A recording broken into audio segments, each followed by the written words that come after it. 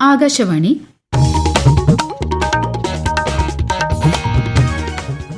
നമസ്കാരം. പ്രാദേശിക വാർത്തകൾ വായിക്കുന്നത് അശ്വതി.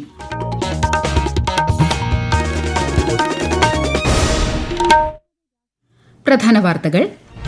പ്രധാനമന്ത്രി നരേന്ദ്രമോദിയും മുഖ്യമന്ത്രി പിണറായി വിജയനും ഇന്ന് ന്യൂഡൽഹിയിൽ കൂടിക്കാഴ്ച നടത്തി. മുണ്ടക്കൈ ചൂരൽമല പുനരധിവാസം ഉൾപ്പെടെയുള്ള വിഷയങ്ങളിൽ കേന്ദ്രത്തിന്റെ അടിയന്തര ഇടപെടൽ ആവശ്യപ്പെട്ടതായി മുഖ്യമന്ത്രി. സംസ്ഥാനത്ത് വിലക്കയറ്റം തടയാൻ വേണ്ട നടപടികൾ സർക്കാർ സമയബന്ധിതമായി നടപ്പിലാക്കുന്നുവെന്ന് മന്ത്രി കെ എൻ ബാലഗോപാൽ. ജനങ്ങളുടെ വൈകാരികവും മാനസികവുമായ ക്ഷേമത്തിന് മുൻഗണന നൽകണമെന്ന് ലോക മാനസികാരോഗ്യ ദിനത്തിൽ കേന്ദ്രമന്ത്രി JP നഡ്ഡ. 8ാമത് രാഷ്ട്രീയ പോഷൺ മാസാചരണത്തോടനുബന്ധിച്ചുള്ള സംസ്ഥാനതല പരിപാടി കേന്ദ്ര സഹമന്ത്രി ജോർജ് കുര്യൻ കോഴിക്കോട് ഉദ്ഘാടനം ചെയ്തു. രാജ്യത്തെ ജനങ്ങളെ പരസ്പരം ബന്ധിപ്പിക്കുന്നതിൽ പോസ്റ്റൽ വിഭാഗം നടത്തുന്ന സേവനങ്ങൾ ഓർമ്മിച്ച് ഇന്ന് ദേശീയ പോസ്റ്റൽ ദിനം. India west Indies test cricket പരമ്പരയിലെ അവസാനത്തെ മത്സരം ന്യൂഡൽഹിയിൽ പുരോഗമിക്കുന്നു. വാർത്തകൾ വിശദമായി. പ്രധാനമന്ത്രി നരേന്ദ്രമോദിയുമായി മുഖ്യമന്ത്രി പിണറായി വിജയൻ ഇന്ന് ന്യൂഡൽഹിയിൽ കൂടിക്കാഴ്ച നടത്തി. മുണ്ടക്കൈ ചൂരൽമല പുനരധിവാസം, കേരളത്തിന് കൂടുതൽ സാമ്പത്തിക സഹായം, കടമെടുപ്പ് നിയന്ത്രണങ്ങളുടെ ലഘൂകരണം തുടങ്ങിയ വിഷയങ്ങളിൽ അടിയന്തര ഇടപെടൽ ആവശ്യപ്പെട്ടതായി മുഖ്യമന്ത്രി വാർത്താ സമ്മേളനത്തിൽ പറഞ്ഞു. കേന്ദ്ര ധനമന്ത്രി നിർമ്മല സീതാരാമനുമായി ഇന്നലെ നടത്തിയ കൂടിക്കാഴ്ചയിൽ കേരളത്തിന്റെ ആവശ്യങ്ങളടങ്ങിയ മെമ്മോറാണ്ടവും മുഖ്യമന്ത്രി കേന്ദ്ര ധനമന്ത്രിക്ക് സമർപ്പിച്ചിരുന്നു. വിലക്കയറ്റം തടയാൻ വേണ്ട നടപടികൾ സർക്കാർ സമയബന്ധിതമായി നടപ്പിലാക്കുന്നുവെന്ന് മന്ത്രി കെ എൻ ബാലഗോപാൽ. സംസ്ഥാനം കടക്കെണിയിലാണെന്ന പ്രചാരണം അടിസ്ഥാനരഹിതമാണെന്നും C&AGയുടെ റിപ്പോർട്ടുകൾ ഇതിന് തെളിവാണെന്നും മന്ത്രി പറഞ്ഞു. ഭക്ഷ്യ പൊതുവിതരണ വകുപ്പിന്റെ വിഷൻ 2031 സെമിനാർ തിരുവനന്തപുരത്ത് ഉദ്ഘാടനം ചെയ്യുകയായിരുന്നു അദ്ദേഹം. മന്ത്രി GR അനിൽ ചടങ്ങിൽ പങ്കെടുത്തു. 2031 കേരള സംസ്ഥാന സ്ഥാപിതമായിട്ട് 75 വർഷം പൂർത്തിയാകുന്നതിന്റെ പശ്ചാത്തലത്തിൽ ഭാവിക്ക് വേണ്ടിയുള്ള വികസന ലക്ഷ്യങ്ങൾ ആസൂത്രണം ചെയ്യുകയാണ് ഈ സെമിനാറുകളിലൂടെ ലക്ഷ്യമിടുന്നത്. 8ാമത് രാഷ്ട്രീയ പോഷൺ മാസാചരണത്തോടനുബന്ധിച്ചുള്ള സംസ്ഥാനതല പരിപാടി കേന്ദ്ര സഹമന്ത്രി ജോർജ് കുര്യൻ ഇന്ന് കോഴിക്കോട് ഉദ്ഘാടനം ചെയ്തു. ഗർഭാവസ്ഥ മുതൽ വാർദ്ധക്യം വരെ ജനങ്ങളുടെ ആരോഗ്യം സർക്കാരിന്റെ ഉത്തരവാദിത്തമാണെന്ന് കേന്ദ്ര സഹമന്ത്രി പറഞ്ഞു. ഇന്ന് ലോക മാനസികാരോഗ്യ ദിനം.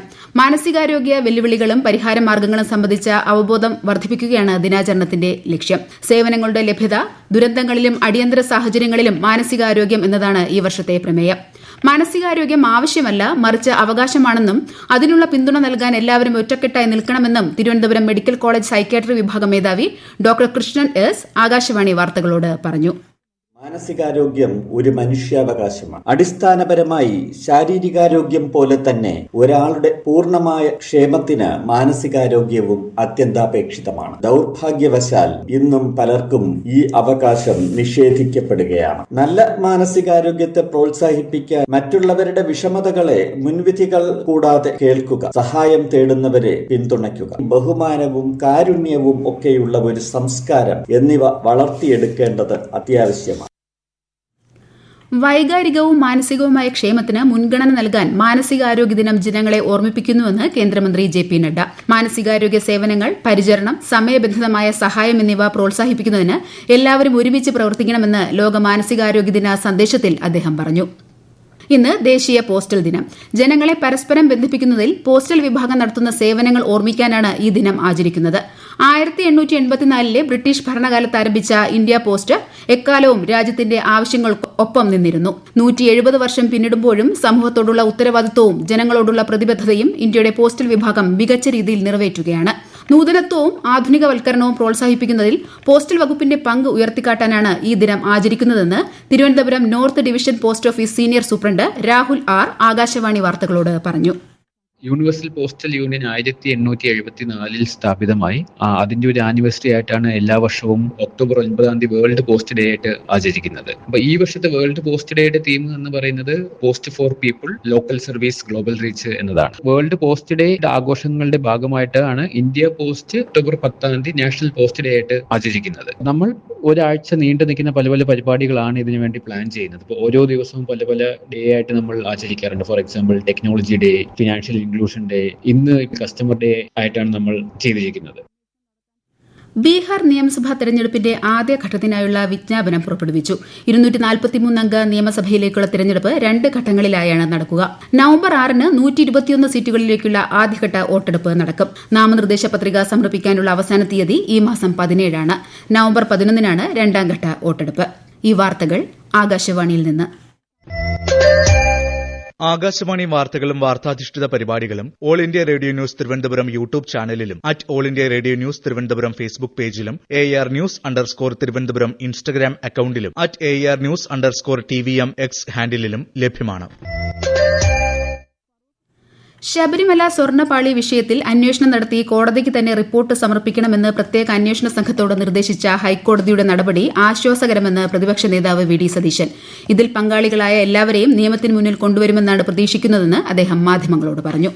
ഇടുക്കിയിൽ വീണ്ടും നീലക്കുറിഞ്ഞി വസന്തം. ഇത് മൂന്നാറിലെ വിനോദസഞ്ചാര മേഖലയ്ക്ക് ഉണർവാകും. ഒരിക്കൽ പോയിട്ടാൽ 12 വർഷത്തിന് ശേഷമേ ആ പ്രദേശത്ത് വീണ്ടും നീലക്കുറിഞ്ഞി വിരിയുകയുള്ളൂ. വിശദാംശങ്ങളുമായി ആകാശവാണി ഇടുക്കി ജില്ലാ പ്രതിനിധി രതീഷ് കൃഷ്ണ. മൂന്നാർ മേഖലയിലെ വിവിധയിടങ്ങളിൽ പല സമയങ്ങളിലായാണ് നീലക്കുറിഞ്ഞി പൂക്കാറുള്ളത്. ചൊക്രമുടിയിൽ 2013 ഇതിനു മുമ്പ് നീലക്കുറിഞ്ഞി വസന്തം. ഇപ്പോൾ 12 വർഷം പൂർത്തിയായ കൃത്യസമയത്ത് തന്നെ വീണ്ടും ഇവിടെ നീലക്കുറിഞ്ഞി പൂവിട്ടു. വരും ദിവസങ്ങളിൽ മുൻ തവണകളിലേതുപോലെ തന്നെ ചൊക്രമുടി മല മുഴുവൻ നീല നിറമാകുമെന്ന പ്രതീക്ഷയിലാണ് നാട്ടുകാർ. മൂന്നാർ ടൗണിൽ നിന്ന് 15 കിലോമീറ്റർ മാറിയാണ് ഇപ്പോൾ നീലക്കുറിഞ്ഞി പൂവിട്ട ചൊക്രമുടി പ്രദേശം. കേരളത്തിൽ വിവിധ ജില്ലകളിൽ ഒറ്റപ്പെട്ട ശക്തമായ മഴയ്ക്ക് സാധ്യതയെന്ന് കേന്ദ്ര കാലാവസ്ഥാ വകുപ്പ്. മലപ്പുറം, കോഴിക്കോട്, വയനാട്, കണ്ണൂർ ജില്ലകളിൽ ഇന്ന് മഞ്ഞ ജാഗ്രത പ്രഖ്യാപിച്ചു. 67ാമത് സംസ്ഥാന സ്കൂൾ കായികമേള ഈ മാസം 21 മുതൽ 28 വരെ തിരുവനന്തപുരത്ത് വിവിധ സ്റ്റേഡിയങ്ങളിലായി നടക്കും.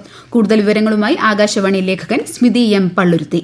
ഇത്തവണത്തെ സ്കൂൾ കായികമേളയിൽ തിരുവനന്തപുരം നഗരത്തിലെയും പരിസരത്തെയും 12 സ്റ്റേഡിയങ്ങളിലായി പകലും രാത്രിയും മത്സരങ്ങൾ നടത്തും. തിരുവനന്തപുരം സെൻട്രൽ സ്റ്റേഡിയമായിരിക്കും പ്രധാന വേദി. 6000-ഓളം കുട്ടികളെയാണ് സെൻട്രൽ സ്റ്റേഡിയത്തിൽ പ്രതീക്ഷിക്കുന്നത്.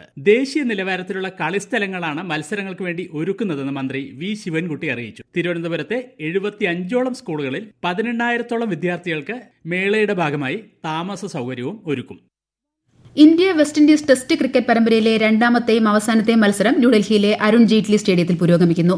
ടോസ് നേടിയ ഇന്ത്യ ബാറ്റിംഗ് തെരഞ്ഞെടുത്തു. ഒടുവിൽ റിപ്പോർട്ട് കിട്ടുമ്പോൾ ഇന്ത്യ 1 വിക്കറ്റ് നഷ്ടത്തിൽ 117 റൺസ് നേടി. ആദ്യ ടെസ്റ്റിലെ നിർണായക വിജയത്തിന് ശേഷം ശുഭ്മാൻ ഗിൽ നയിക്കുന്ന ടീം ഇന്ത്യ മറ്റൊരു മികച്ച വിജയത്തിനായാണ് ശ്രമിക്കുന്നത്. കൊച്ചിയിലെ കാക്കനാട് നടക്കുന്ന IBSE വനിതാ ബ്ലൈൻഡ് ഫുട്ബോൾ ലോക ചാമ്പ്യൻഷിപ്പിന്റെ ആദ്യ സെമിയിൽ ജപ്പാനും ഇംഗ്ലണ്ടും ഏറ്റുമുട്ടും. ഇന്ന് വൈകിട്ട് 4:30 മത്സരം. രാത്രി 7:30 രണ്ടാം സെമിയിൽ ബ്രസീലും അർജന്റീനയും ഏറ്റുമുട്ടും. നാളെയാണ് ഫൈനൽ. രാജ്യത്തെ ഓഹരി വിപണികളിൽ നേട്ടം. ബോംബെ ഓഹരി സൂചിക സെൻസെക്സ് 215 പോയിന്റ് നേട്ടത്തിൽ 82,396-ലും ദേശീയ ഓഹരി സൂചിക നിഫ്റ്റി 65 പോയിന്റ് ഉയർന്ന് 25,249-ലും വ്യാപാരം തുടരുന്നു. സ്വർണ്ണവില കുറഞ്ഞു. സ്വർണം ഗ്രാമിന് 170 രൂപ കുറഞ്ഞ് 11,210 രൂപയും പവന് 1,360 രൂപ കുറഞ്ഞ് 89,680 രൂപയുമാണ് ഇന്നത്തെ വില. കണ്ണൂർ തളിപ്പറമ്പ് നഗരത്തിലെ തീപിടുത്തം സംബന്ധിച്ച് police, forensic, electrical inspectorate, fire force തുടങ്ങിയ വിവിധ വകുപ്പുകൾ സംയുക്ത പരിശോധന നടത്തി. ഉച്ചയ്ക്ക് 2 മണിക്ക് MV ഗോവിന്ദൻ MLA അധ്യക്ഷതയിൽ താലൂക്ക് കോൺഫറൻസ് ഹാളിൽ വിവിധ വകുപ്പുകളുടെ യോഗം ചേരും. തളിപ്പറമ്പ് തീപിടുത്തത്തിൽ സർക്കാർ അടിയന്തര സഹായം ഉറപ്പാക്കണമെന്ന് KPCC പ്രസിഡന്റ് സണ്ണി ജോസഫ്. കൃത്യമായ നഷ്ടപരിഹാരം ഉറപ്പാക്കാൻ മുഖ്യമന്ത്രിയോട് ആവശ്യപ്പെടുമെന്ന് അദ്ദേഹം പറഞ്ഞു. ഫയർഫോഴ്സ് ഉൾപ്പെടെയുള്ള സംവിധാനങ്ങൾക്ക് വീഴ്ച ഉണ്ടായെന്നും പെട്ടെന്ന് തീയണയ്ക്കാൻ സാധിക്കാതിരുന്നത് സംവിധാനങ്ങളുടെ അപര്യാപ്തതയാണെന്നും സ്ഥലം സന്ദർശിച്ചതിനു ശേഷം അദ്ദേഹം മാധ്യമ പ്രവർത്തകരോട് പറഞ്ഞു. NDA നേതൃയോഗം തിരുവനന്തപുരം മാരാർജി ഭവനിൽ ചേരുന്നു. BJP സംസ്ഥാന അധ്യക്ഷൻ രാജീവ് ചന്ദ്രശേഖർ, തുഷാർ വെള്ളാപ്പള്ളി തുടങ്ങിയ നേതാക്കൾ പങ്കെടുക്കുന്നു. ദേശീയ രാഷ്ട്രീയ പാർട്ടിയായ NPPയുടെ നേതാക്കളും യോഗത്തിൽ പങ്കെടുക്കുന്നുണ്ട്. പുതിയ ഘടകകക്ഷിയായി ചേരുന്ന NPP നേതാക്കളെ പൊന്നാട അണിയിച്ച് സ്വീകരിച്ചു.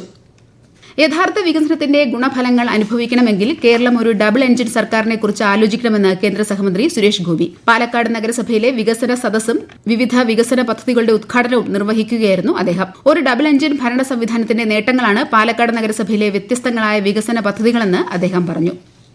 പ്രധാനമന്ത്രി ധൻ ധാന്യ യോജനയും പയർവർഗ്ഗ സ്വാശ്രയ ദൌത്യ മിഷനും പ്രധാനമന്ത്രി നരേന്ദ്രമോദി നാളെ ന്യൂഡൽഹിയിൽ ഉദ്ഘാടനം ചെയ്യും. പ്രധാന വാർത്തകൾ വീണ്ടും. പ്രധാനമന്ത്രി നരേന്ദ്രമോദിയും മുഖ്യമന്ത്രി പിണറായി വിജയനും ഇന്ന് ന്യൂഡൽഹിയിൽ കൂടിക്കാഴ്ച നടത്തി. മുണ്ടക്കൈ ചൂരൽമല പുനരധിവാസം ഉൾപ്പെടെയുള്ള വിഷയങ്ങളിൽ കേന്ദ്രത്തിന്റെ അടിയന്തര ഇടപെടൽ ആവശ്യപ്പെട്ടതായി മുഖ്യമന്ത്രി. സംസ്ഥാനത്ത് വിലക്കയറ്റം തടയാൻ വേണ്ട നടപടികൾ സർക്കാർ സമയബന്ധിതമായി നടപ്പിലാക്കുന്നുവെന്ന് മന്ത്രി KN ബാലഗോപാൽ. ജനങ്ങളുടെ വൈകാരികവും മാനസികവുമായ ക്ഷേമത്തിന് മുൻഗണന നൽകണമെന്ന് ലോക മാനസികാരോഗ്യ ദിനത്തിൽ കേന്ദ്രമന്ത്രി JP നഡ്ഡ. 8ാമത് രാഷ്ട്രീയ പോഷൻ മാസാചരണത്തോടനുബന്ധിച്ചുള്ള സംസ്ഥാനതല പരിപാടി കേന്ദ്ര സഹമന്ത്രി ജോർജ് കുര്യൻ കോഴിക്കോട് ഉദ്ഘാടനം ചെയ്തു. രാജ്യത്തെ ജനങ്ങളെ പരസ്പരം ബന്ധിപ്പിക്കുന്നതിൽ പോസ്റ്റൽ വിഭാഗം നടത്തുന്ന സേവനങ്ങൾ ഓർമ്മിച്ച് ഇന്ന് ദേശീയ പോസ്റ്റൽ ദിനം. India west Indies test cricket പരമ്പരയിലെ അവസാനത്തെ മത്സരം ന്യൂഡൽഹിയിൽ പുരോഗമിക്കുന്നു. പ്രാദേശിക വാർത്തകൾ കഴിഞ്ഞു. അടുത്ത വാർത്താ പ്രക്ഷേപണം 12:50.